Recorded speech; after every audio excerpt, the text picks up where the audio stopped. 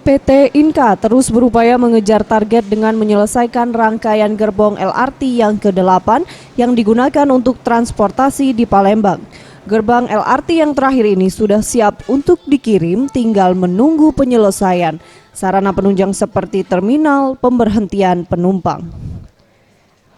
Budi Noviantoro, Dirut PT Inka mengatakan, untuk gerbong LRT yang terakhir ini sama dengan gerbong lainnya.